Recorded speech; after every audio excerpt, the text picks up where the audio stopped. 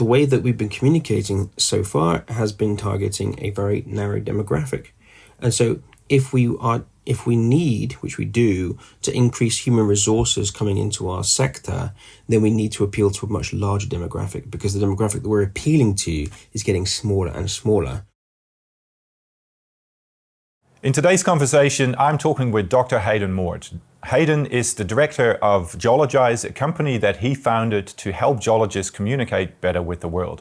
Really interesting conversation. I hope you get something out of it. Let's get straight into it. Hey, thanks for joining us. Look, it's been a while that we talked. I think the last time was at the conference in Brisbane. Yeah, that's right. It was great to finally meet you in person.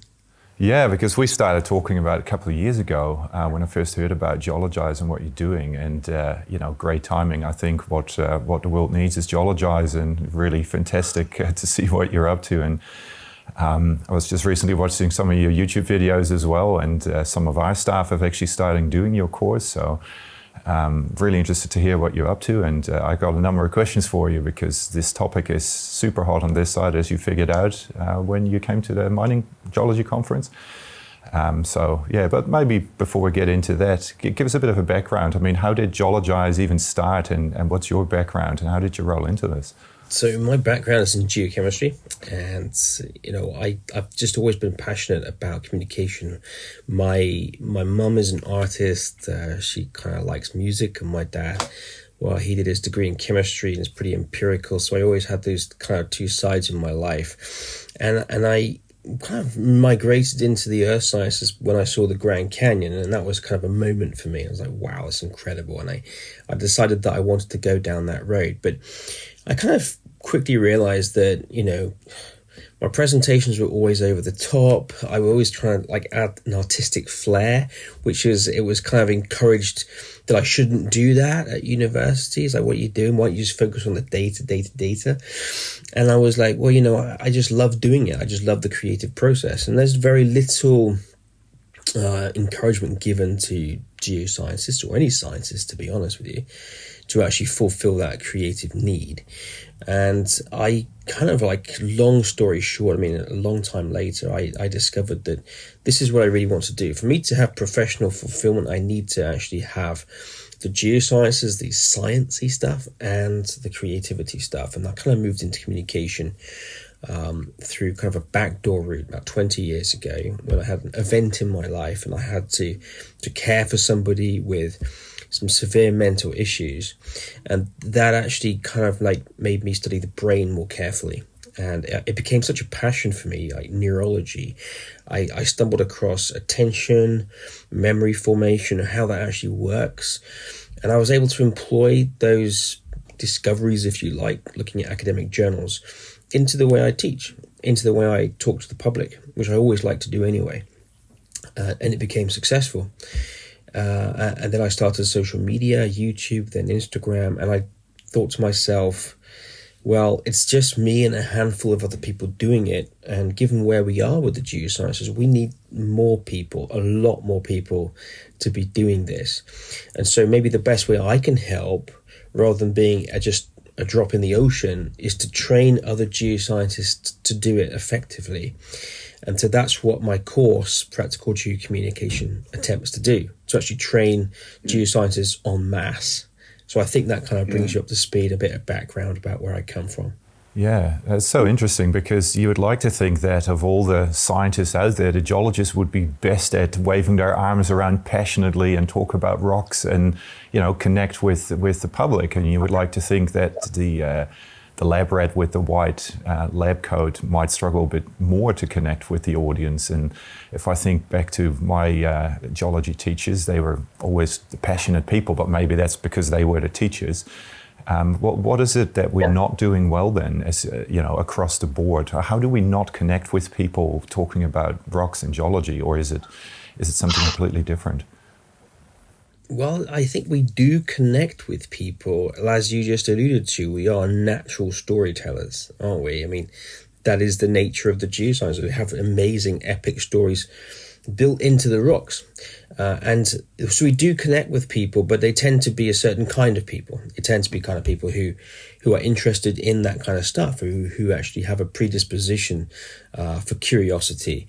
And I think most kids are like that, actually. It's just that when they get to secondary school and high school, where they make these important career choices, they're not taught to think like that. That curiosity is kind of taken out of them in preference to passing a standardized test. And therefore, when we give something like this to them, we can actually say to them, hey guys, look at this. It's a nice piece of selenite.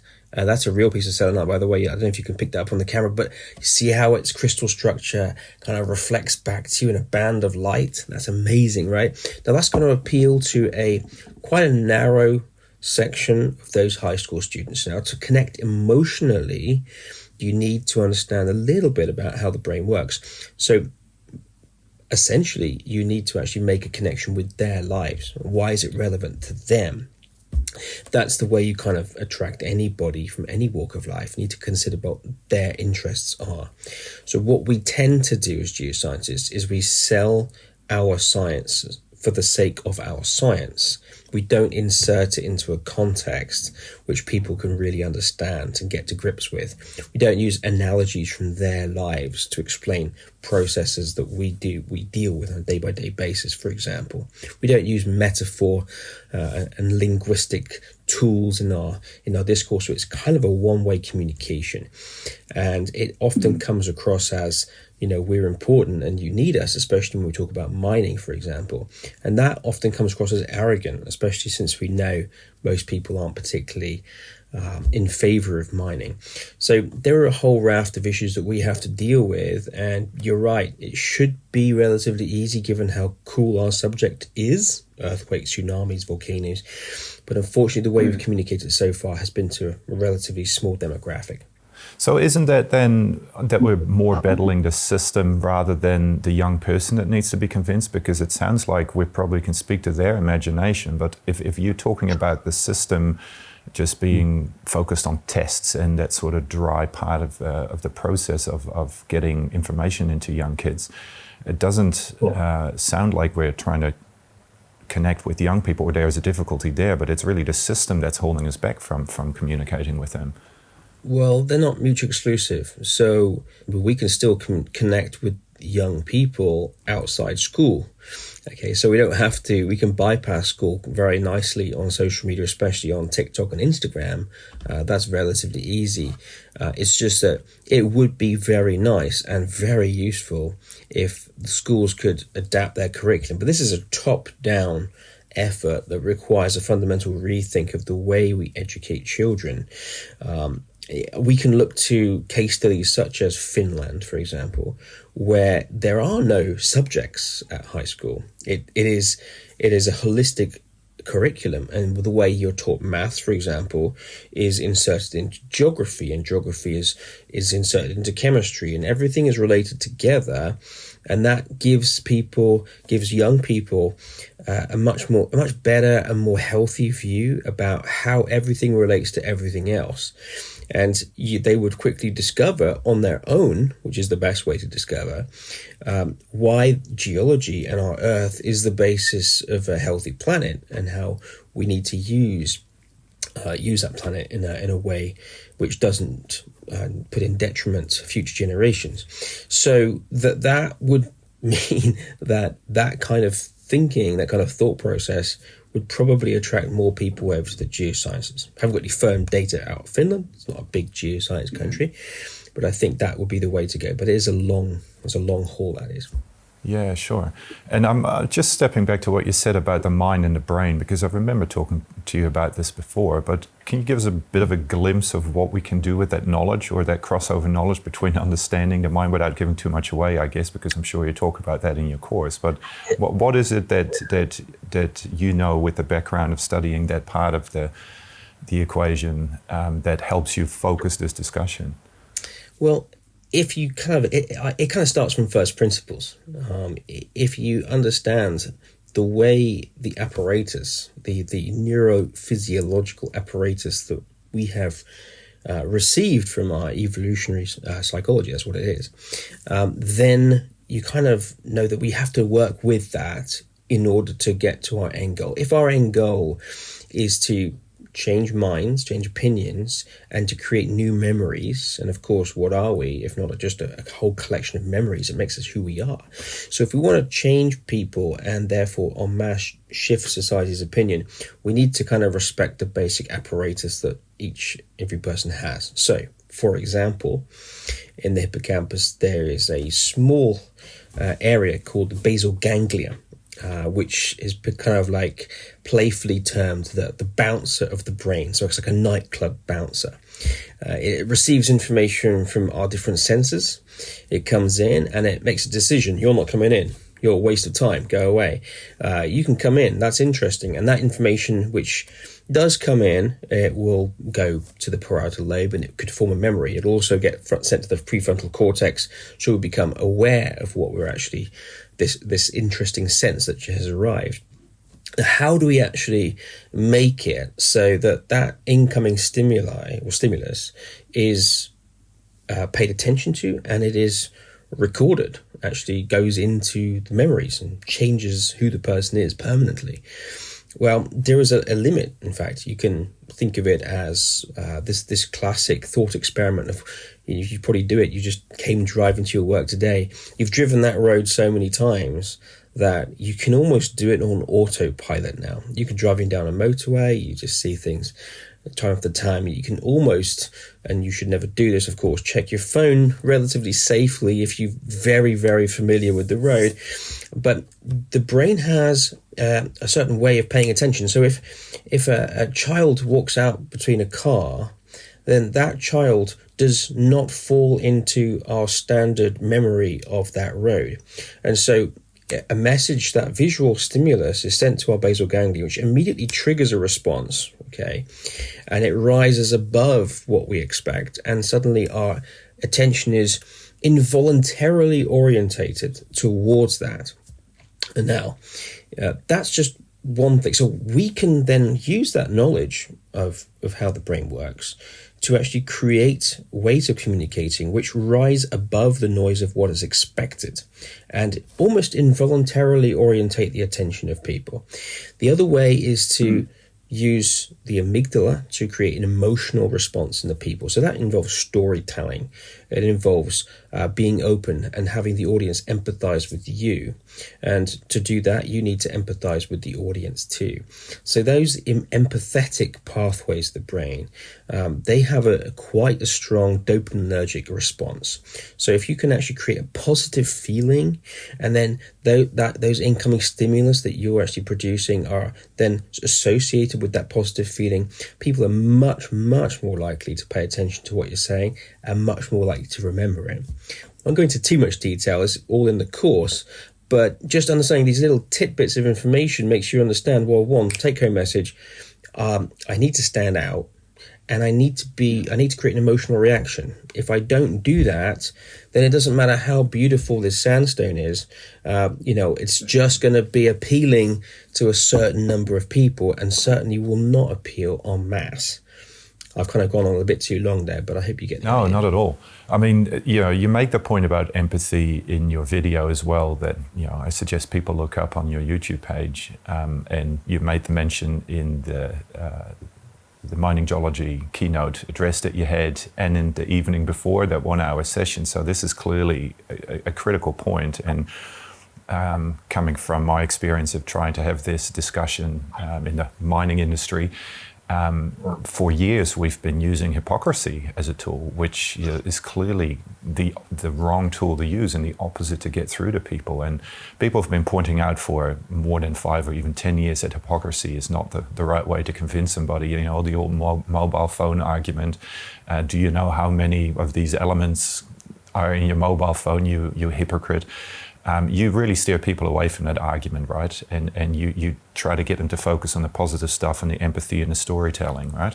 Yes. I would say it's not lost on every audience. It's just that I see it at rock shows or I see it at, public talks, and people will wave a mobile phone and they won't say, obviously, you hypocrite. they won't that bad, but they will say, have you ever thought, where does your phone come from? And if it's not grown, it's mined, and it's never said in a condescending and like accusatory, accusing way.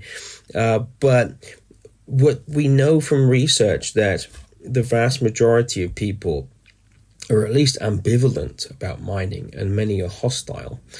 And so if we start to try to, and wearing our geologist badge, and we start to try to sell our industry, if you're talking about mining, with those kinds of arguments, it kind of rings hollow. Now, if somebody from Greenpeace was to say, if it's not grown, it's mined, people would pay attention to that because there's evidence against interest. Now, if we were to say in the mining industry, mining, unfortunately, is responsible for numerous environmental disasters, people would then also pay attention to that too, because again, it's evidence against interest. We need to be a little bit more modest in the way we communicate, a bit more open, because perversely almost, you're going to have more engagement in what you say. And when you get that engagement, then you can introduce the argument, if you will. I don't like to use the word argument, that in fact is very important. It's really necessary that we, have exploration of the earth and its raw materials in order to reach a more sustainable future. But, if you just go in there, guns firing, and say, look, you got a phone, you got this, shut up, you're obviously not going to have any social license to operate. At least you're not going to get one if you're trying to get a social license. Yeah. So, and maybe without naming and shaming, but do you use examples then to say, look, this is really not the right way? I mean, that's obviously always helpful for people to understand what is a good example, what's a bad example here. Can you call out either here, or have you got a few? You actually want me to name and shame? No, look, it's up to you, and we can obviously be. No, I won't name. I won't name and shame because who knows? I mean, some of them in the future could be a potential sponsor, so I don't want to do that. It's just that I will say that you can look up any major mining company, and you'll see that on their Instagram, for example, if that Instagram account is really for connecting with the public, most of these major mining companies doing a terrible job. And the reason is because of what we've just been talking about. There was one that went up it was last month. It was like, we do this. It was a carousel post. So you have to swipe left to see the next picture. So the first picture was, we do this. And it was a picture of a big, heavy piece of machinery, which carries sediment, kind of like a dramatic picture with the moon behind it. Swipe left, and the next picture was a lady holding a tablet, which says, you do that. We do this, you do that. In other words, if it wasn't for our really heavy work, you wouldn't be able to enjoy your technology, your products that, dependent on the earth. That's just standard. And I don't know where this comes from, but it seems to be that this is the way that the MBAs and marketing departments in these companies feel that the public, that will resonate best with the public. The problem is they've been doing that in various forms for the best part of a decade, not just on social media, but elsewhere. And obviously it hasn't worked. And so it seems to be that they're repeating the same mistake. The interest in the geosciences has been decreasing over a period far exceeding the commodity cycle, the current cycle. So I don't think it's just a cycle that many people claim to be. I think we need to rethink the way that we communicate with the public in general. Otherwise, I would say that these pages, which claim to be the public face of these companies, are actually really for shareholders.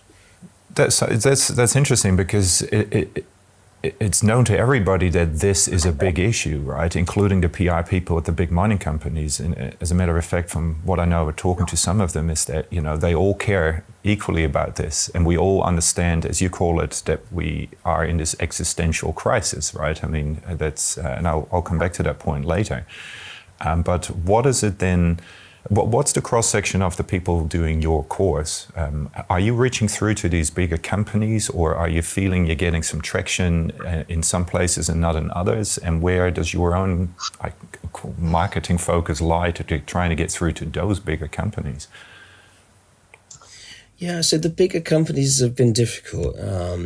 They, as you alluded to, they have their own marketing departments, and I don't have a degree in marketing. So often, I think this is the way it works normally.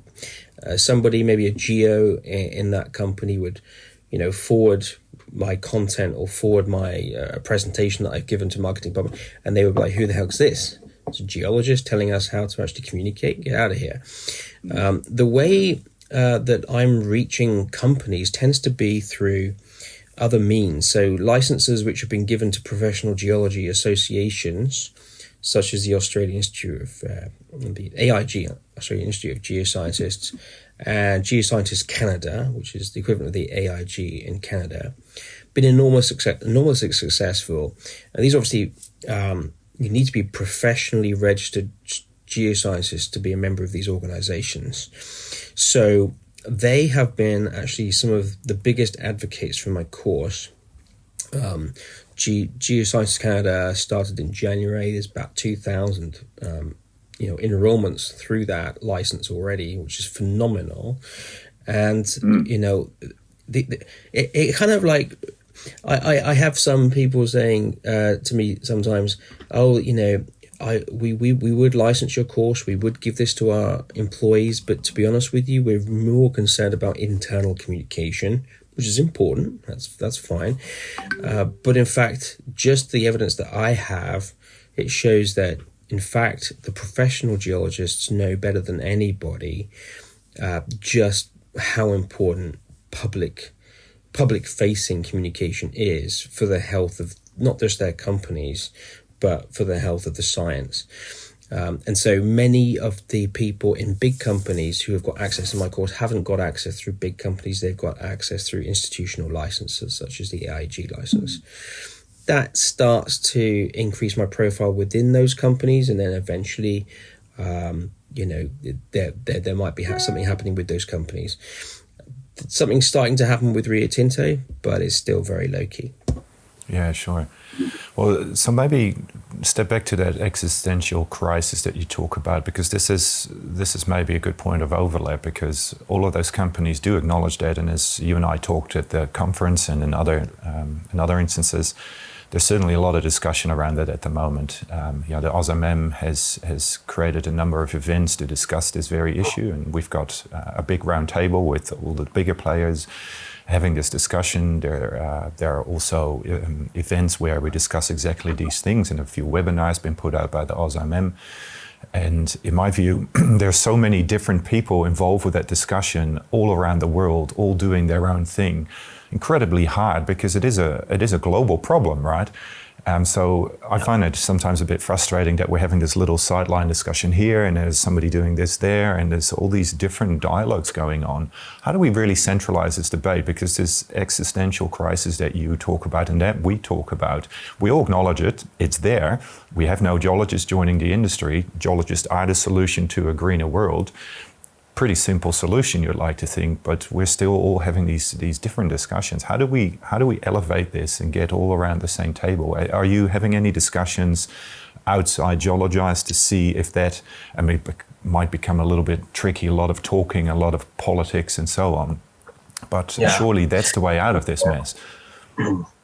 That's one of the reasons why I started my course, to be honest with you, is to almost democratize science communication. I was kind of fed up of these talking shops, and there's just so many talking shops which are in echo chambers and nothing gets done, and outreach is considered a kind of a noble but kind of unnecessary thing to do, which is there's certainly no incentive to do it financially or in terms of career progression in a company. And so the people leading these discussions, they're volunteers. and they've got to put food on the table just like everybody else. And so they don't have the time, the dedication to do an effective job. They're doing a great job, but it's just not accelerating at the pace that we need. So I'm hesitant to advocate let's get everybody around the table, because unfortunately everybody are Homo sapiens and we're kind of close relatives of chimpanzees, which means that we're not always rational and we agree very little if you've got so many people. And so what I prefer in order to make a difference is to actually, at the very minimum, shift the perception of communication as to one which is kind of like a soft skill, which is kind of useful, to one which is an essential skill, which isn't just useful, but absolutely unequivocally needed for not just a healthy industry, but a healthy planet in this case. And if I can change that mindset through enough people, and I'm doing it through my course, obviously, and my activities, then that will make a difference. I mean, it doesn't matter if people have different opinions about the way to communicate or the way whatever opinions about climate change or whatever, as long as they're standing up and actually advocating effectively and communicating in a way which connects emotionally with the public, that's enough in order to shift society's opinion if we're all doing it.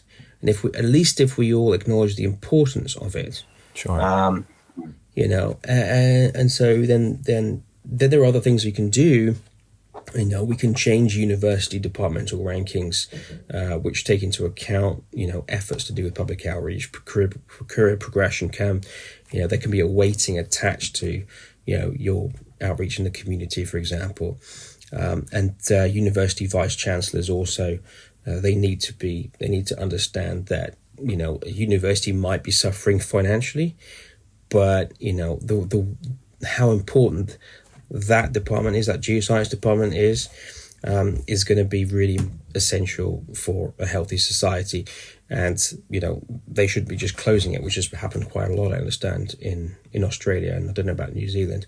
Yep. So, there's a whole bunch of things we do, top down, bottom up. I focus on the bottom up, but, I don't like cajoling everyone, getting them together, because people are like sheep. They just scatter everywhere. Look, you're not wrong. I mean, it's certainly very hard to get people around a table. And if you have them around a table, there are volunteers and it's a lot of talking.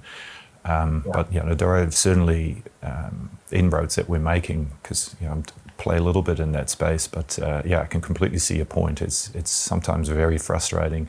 And perhaps another view, and not one that I necessarily subscribe to, but I think the question's got to be asked. We're trying to change something that is a really big shift, right? I mean, there's this lack of geologists, also lack of mining engineers and all the rest of it, depending what part of the industry you're in. Is this just not a big pendulum?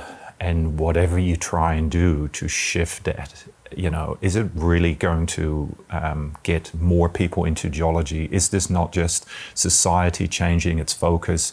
Geology is not as sexy anymore. It's now computer sciences and machine learning and coding and, all sorts of other things.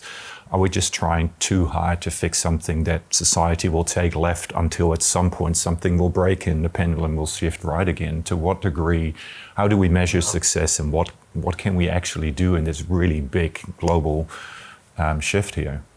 Well, the proof is in the pudding, and there are companies such as BHP who are investing heavily in bringing graduates from different areas, not just the geosciences, to their offices and giving them work experience, and then they're sending them back again, and just to have them get a good idea about the breadth of things you can do in mining geology. So even machine learning and virtual reality, which you just mentioned.